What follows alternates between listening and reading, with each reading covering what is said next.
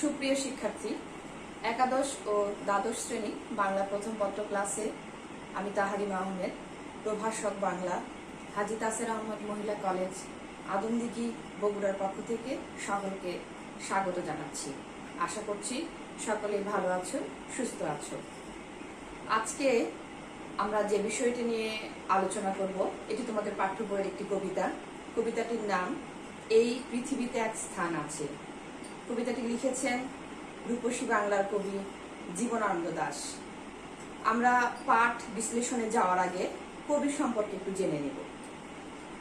কবি জীবনানন্দ দাশ 1899 সালের 17 ফেব্রুয়ারিতে জন্মগ্রহণ করেন। তার জন্মস্থান বরিশাল।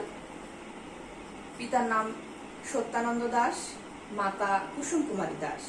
কুসুম কুমারী দাস নিজেও একজন কবি ছিলেন। তার লেখা সেই বিখ্যাত কবিতাটি ছোটবেলায় মোটামুটি আমরা সকলেই পড়েছি। আমাদের দেশে হবে সেই ছেলে কবে, কথায় না বড় হয়ে কাজে বড় হবে। কবি জীবনানন্দ দাশ কর্মজীবনে নানা রকম পেশা নিয়োজিত থাকলেও মূলত ইংরেজি সাহিত্যের অধ্যাপক হিসাবে তিনি জীবন অতিবাহিত করেছেন।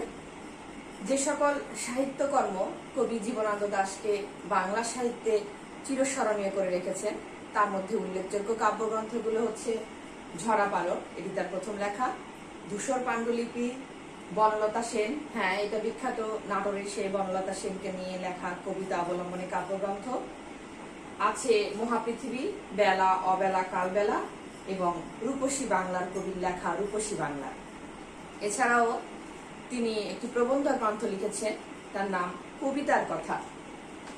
প্রবন্ধ গ্রন্থটির নাম কবিতার কথা। সুপ্রিয় শিক্ষার্থী, আমরা এটা একটু মনোযোগ সহকারে দেখব, কারণ কবিতার কথা আমাদের জানা না থাকলে অনেক সময় আমরা এটাকে কাব্যগ্রন্থ বলে ভুল করতে পারি। মূলত এটি একটি প্রবন্ধ গ্রন্থ। এছাড়াও তিনি দুটি উপন্যাস লিখেছেন, মাল্যবান এবং সুতীর্থ। কবি জীবনানন্দ দাশ 22 অক্টোবর 1954 সালে কলকাতায় এক ট্রাম দুর্ঘটনায় মৃত্যুবরণ করেন। কবি সম্পর্কে আমি আর বেশি কিছু আলোচনা করব না, আমরা চলে যাচ্ছি আমাদের মূল পাঠ, এই পৃথিবীতে এক স্থান আছে কবিতায়। কবিতার লাইন পড়বো এবং সেই সঙ্গে সঙ্গে আমি বিশ্লেষণ করে দেব। তোমরা একটু মনোযোগ সহকারে শোনার চেষ্টা করবে। এই পৃথিবীতে এক স্থান আছে সবচেয়ে সুন্দর করুণ। খেয়াল করে দেখো, কবি এখানে সুন্দরের পাশাপাশি করুণ শব্দটা ব্যবহার করেছেন। কারণ আমাদের এই পৃথিবীতে এক স্থান আছে বলতে আমাদের এই রূপসী বাংলাদেশকে বোঝানো হয়েছে। আর নিঃসন্দেহে নৈসর্গিক সৌন্দর্যের কারণে বাংলা অবশ্যই সুন্দর, কিন্তু করুণ কেন বলা হয়েছে?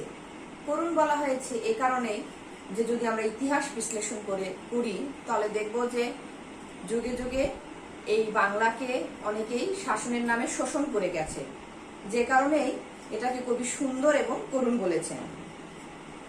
সেখানে সবুজ ডাঙা ভরে আছে মধুকুপি ঘাসে অবিরল, অর্থাৎ ডাঙা মানে স্থল, স্থলভূমি, সবুজ ঘাসে পরিপূর্ণ। আর এটাকে মধুকুপি বলা হয়েছে এ কারণে যে ঘাসের যে কূপ, সেখান থেকে মিষ্টি রস নিঃসৃত হয়, যে কারণে ঘাসগুলোকে মধুকুপি বলা হয়েছে।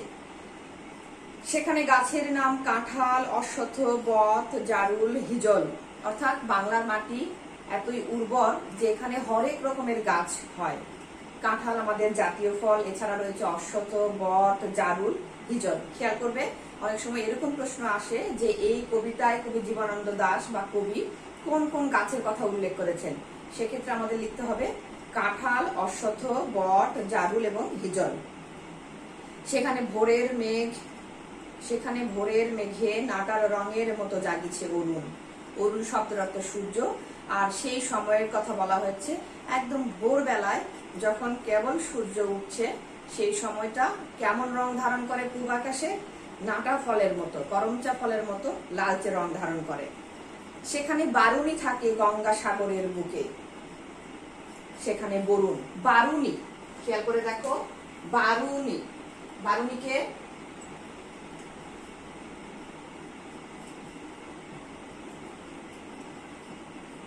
হচ্ছে জলের দেবতা আর বারুণী হলো জলের দেবী।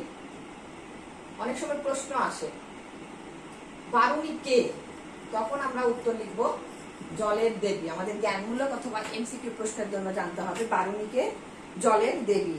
তাহলে এই বারুণী কোথায় থাকে? গঙ্গাসাগরের বুকে। গঙ্গাসাগর কোথায়? যেখানে গঙ্গা গিয়ে সাগরে মিশেছে সে জায়গাটাকে বলা হচ্ছে গঙ্গাসাগরের বুকে, সেখানে বারুণী থাকে, সেখানে বরুণও থাকে। কর্ণফুলী, ধলেশ্বরী, পদ্মা জলাঙ্গিরে দেয় অবিরল জল। এই বরুণ এবং বারুণী কি করে? কর্ণফুলী, ধলেশ্বরী, পদ্মা, জলাঙ্গীর একটা নদীর নাম, এটা ভারতের নদীর নাম, তাদেরকে অবিরল, অবিরল মানে কোনো সময়ের জন্য থেমে নেই, অবিরল জল দিয়ে যাচ্ছে। তাদের দেওয়া জলের কারণেই নদীগুলো এখনো প্রবাহিত হচ্ছে বা স্রোতস্বিনী।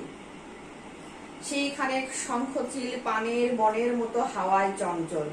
সেইখানে শঙ্খচিল পানের বনের মতো হাওয়ায় চঞ্চল। চিন্তা করে দেখো যে কবির নৈসর্গিক সৌন্দর্যটাকে এত সুন্দরভাবে বর্ণনা করেছেন যে পানের বরজ, এখানে যেটাকে পানির বন বলা হয়েছে, পানের বরজের যে চঞ্চলতা সেই সৌন্দর্যকে নিয়ে গেছেন কোথায়?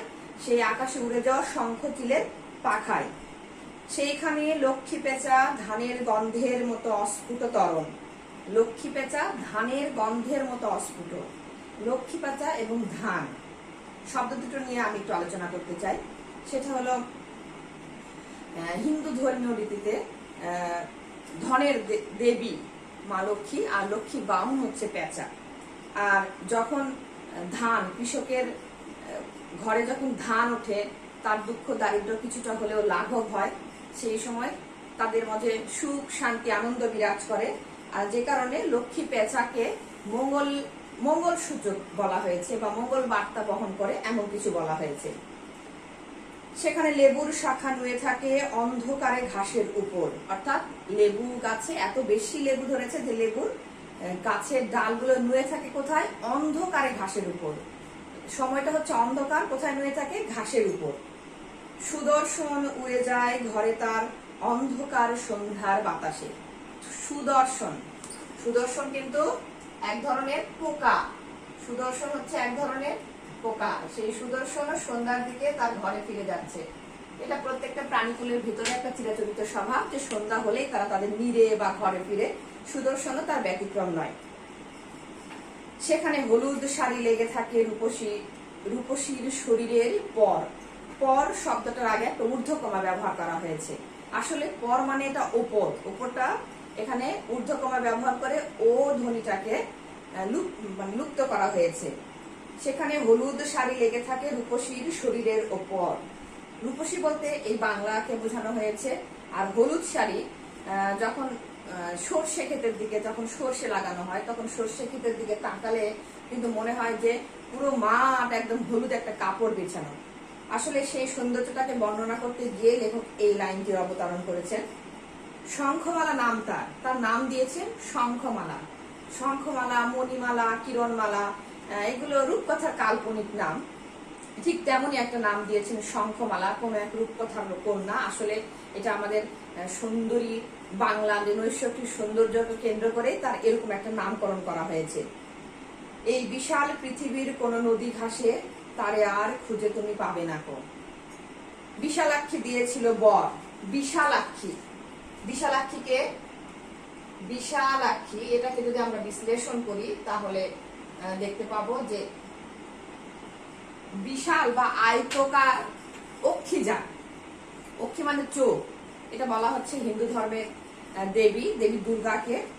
তিনি বর, বর মানে আশীর্বাদ, বর শব্দের অর্থ হচ্ছে আশীর্বাদ। তিনি আশীর্বাদ দিয়েছিলেন বলেই এখানে সে এসেছিল। তাই সে জন্মেছে নীল বাংলার ঘাস আর ধানের ভিতর। নীল বাংলা, নীল বাংলা কেন বলা হয়েছে? যদি সবুজ বাংলা বলা হতো তাহলে তো আমরা খুব সহজেই বুঝে যেতাম যে সবুজ বাংলা অর্থ হচ্ছে যে প্রকৃতির যে রং সেটাকে উল্লেখ করে সবুজ। কিন্তু নীল কেন বলা হয়েছে? এই যে যুগে যুগে বাংলাকে যে শাসনের নামে শোষণ করে গেছেন, তার যে দুঃখ কষ্ট, আমরা জানি যে বেদনার রং হচ্ছে নীল। এই কষ্ট বোঝানোর জন্য এখানে কবি বলেছেন নীল বাংলার ঘাস আর ধানের ভেতর। আশা করছি কবিতাটি তোমাদের বুঝতে সহজ হয়েছে। এরপর যদি নিজেরা একটু পড়ো তাহলে তোমরা এটাকে আরো সহজভাবে বুঝতে পারবে। আজকের ক্লাস আমি এখানেই শেষ করছি। ধন্যবাদ।